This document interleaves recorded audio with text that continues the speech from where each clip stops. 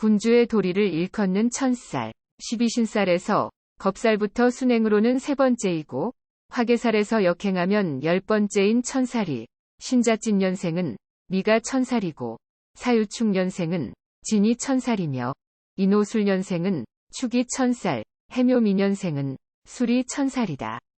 군이라는 위치로 보거나 군주라는 별칭으로 본다 해도 이는 인간 최고의 목표인 것만큼은 틀림이 없으나 12신살의 본뜻을 정확하게 이해하고자 한다면 원국이나 대운에 들었다고 해서 군주가 된 것이 아니라 그 천사를 희망으로 한 최대한의 노력을 기울일 것을 바라는 조물주의 기대라고 생각하면 될 것이다. 다시 말해 월주에 천살이 들었다면 부모 동기간 그리고 직장의 상사 또는 선배 등을 군주로 생각하여 받들어 모시라는 것이요. 일주에 천살이 들었다면 배우자 외에도 그 식솔들에게 왕 모시듯 예의 갖추라는 것이며 시주에 들었을 때도 자식을 임금 받들어 모시듯 하라는 것이고 마지막으로 대운이나 세운에서 들었다면 사회적 모든 관계의 사람이나 업무를 염라대왕 받들듯 하라는 것이다. 만약 그의 도리를 다하지 못한다면 진정 후회스러운 일이 발생할 것이라는 엄포를 받게 되는 정말 부담스러운 신살이 천살인 것이다. 어떤 사람이 평소에 부모 동기간이나 직장의 상사 등을 금지옥엽 군주처럼 모셨는데 뜻밖의 잘못을 저질러 큰 공경에 빠졌다고 하자. 그럴 때 그의 모심을 받았던 사람들이 그를 죽게 내버려 두겠는가? 그 사람을 살리기 위해 최선을 다할 것이다. 천살이 배우자 궁에 들었거나 자식 궁에 들었거나는 개의치 않는다. 그에게 대접받던 사람들이 구명운동을 벌일 것으로서 바로 생사 여탈권을 움직이는 진정한 백그라운드의 힘이 천살인 것이다. 그럼에도 불구하고 스스로 군주인 듯 착각에 빠져 있다면 그에 대한 책벌은 일반인의 사소한 것과는 달라 사람의 힘으로는 감당해내지 못하는 재앙에 허덕이게 된다는 경고일 것이니 동서고금을 통하지 않더라도 우리나라에서는 조선시대에 있었던 연산군이나 광해군 등의 폐위 사건을 예로 들 수 있다.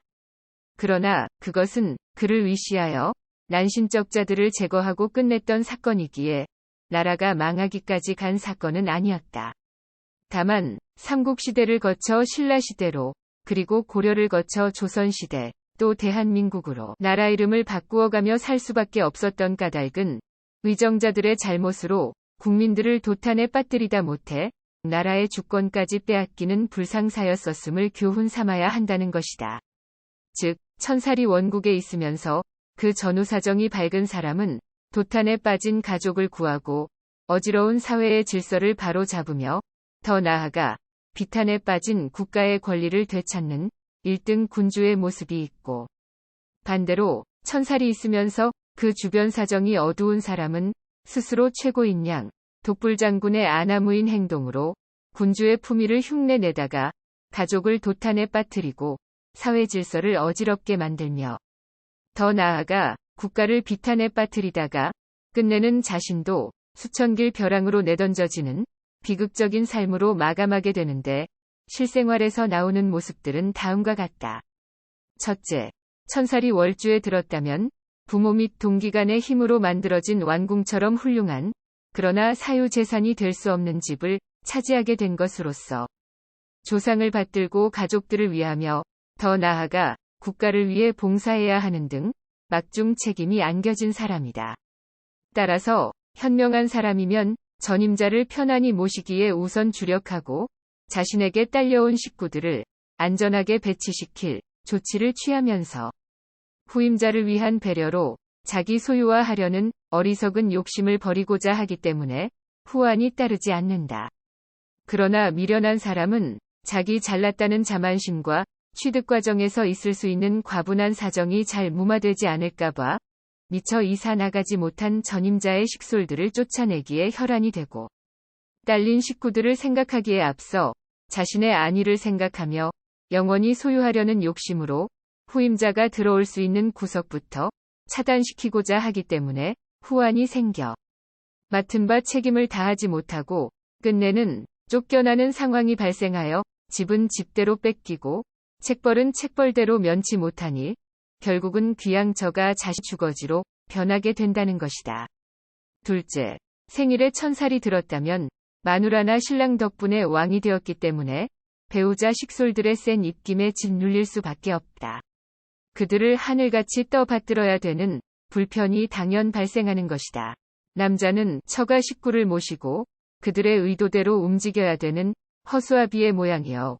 오히려 시집온 여자는 군주 신랑을 얻은 덕에 권세 누림을 나무랄 것은 아니겠지만 과분하면 폐위될 수 있는 구실이 될 것이니 불편하기는 매 한 가지일 것으로서 현명한 사람은 배우자의 가족들과 편안하게 지낼 수 있는 방법들을 가지각색으로 찾아내어 서로의 안위를 지키고자 할 것이겠으나 미련한 남자들은 그 불편을 참지 못해 딴 여자를 보거나 딴 사업을 벌였다가 쫓겨나기 일쑤이고 여자는 아나무인으로 놀다가 쫓겨나거나 신랑을 잡는 일이 생기니 이것 역시 천사를 주변으로 하여 전후사정이 밝거나 어둡다 또는 오행이 통기된다거나 막혔다는 것으로 구분하는 것이다. 본질로 들어가 보자. 앞서 12신살에서의 천살은 군주라고 하였다. 따라서 천살이 원국에 있거나 대운에 왔을 때 어떠한 이유로든 군주의 행위를 하게 된다는 것이다. 즉, 대통령이 되었을 때 청와대처럼 근사한 집에 들어가 내 집인 양 행세하면서 산다는 것이니 근래에는 이러한 모습이 은행에 많은 대출로 명예뿐인 내 집을 소유하기도 하고 회사의 사택이나 부모님 또는 형님 댁에서 거저 사는 모습도 나오게 된다.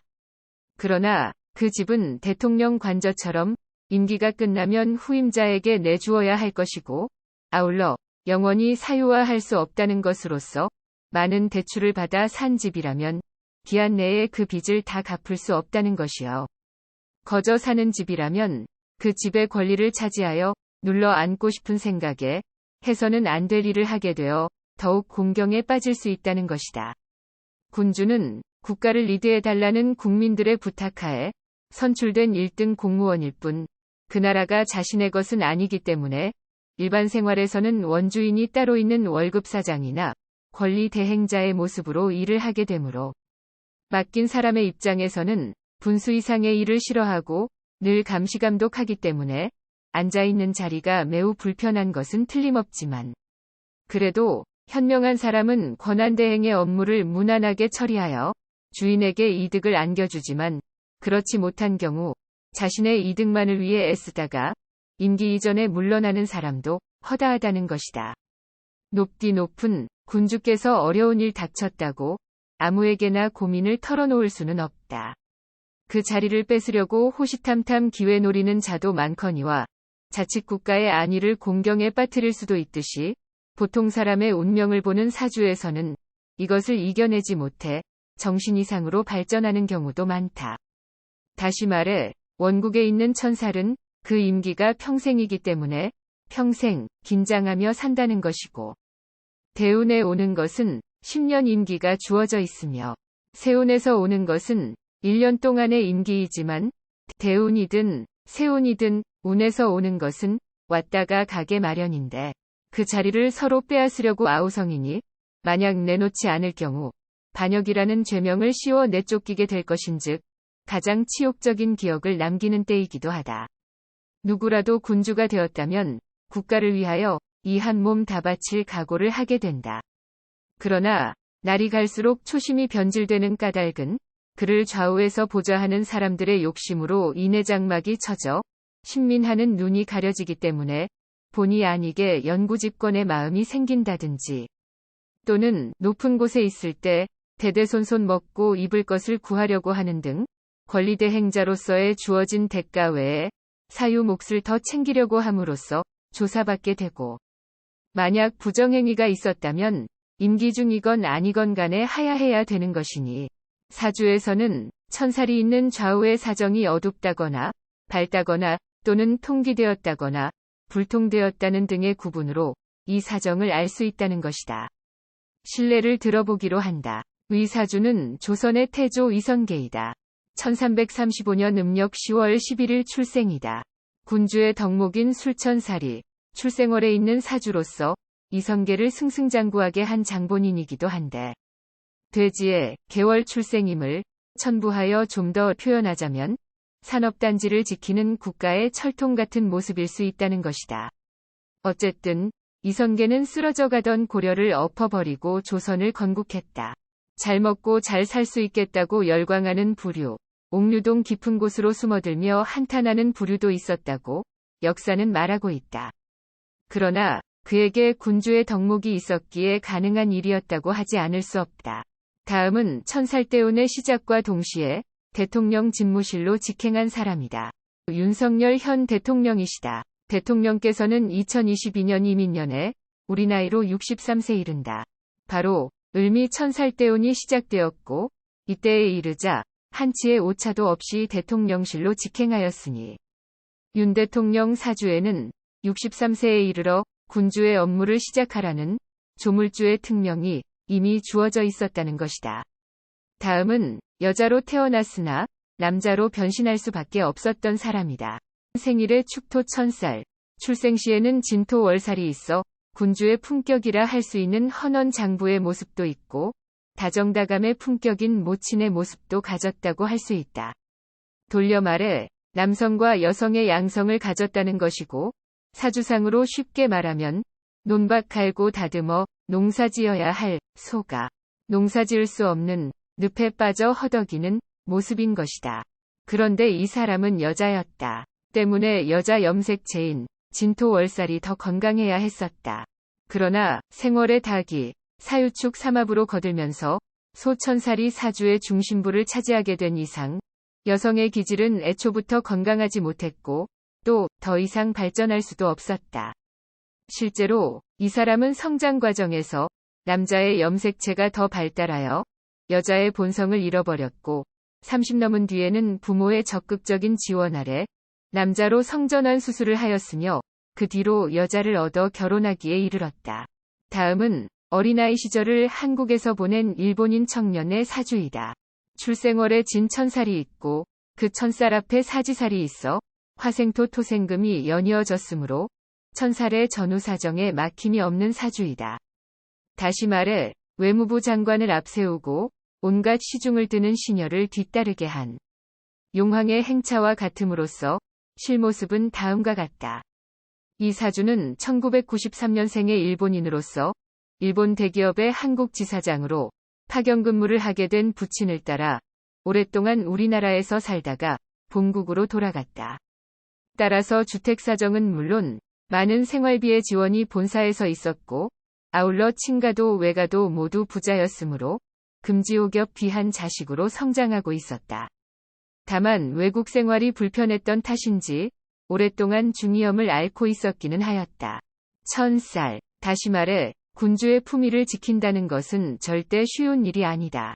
머리 허옇게 새는 자리이다. 쉽게 말해 천살이 원국에 있으면 허연 머리가 일찍부터 대운에서 천살을 만나면 그때의 머리 허옇게 된다는 것이다. 어리석은 군주인지 현명한 군주인지 가늠하려면 사주에서 천살의 귀를 막거나 눈을 가리는 행위가 절대 없어야 한다. 한마디로 요약하면 다음과 같다. 12띠의 모든 천살은 진, 술, 축, 미에 해당하고 그들은 오행으로 모두 토이다. 즉, 토오행인 천살의 눈과 귀를 막지 않는다는 것은 토오행 앞에는 수나 금이 없어야 하고 뒤에는 목이나 화가 없어야 된다는 것이다. 다시 말해 토오행 앞에는 토를 생해주는 화, 통기시켜주는 목이 필요하고 토오행 뒤에는 토의 보호를 받아야 하는 금, 토를 내조해야 하는 수가 있어야 천살인 군주의 귀가 막히거나 눈이 멀지 않는다는 것이다. 천살 여기까지 하겠습니다. 영상이 미흡할지라도 구독 눌러주시면 고맙겠습니다.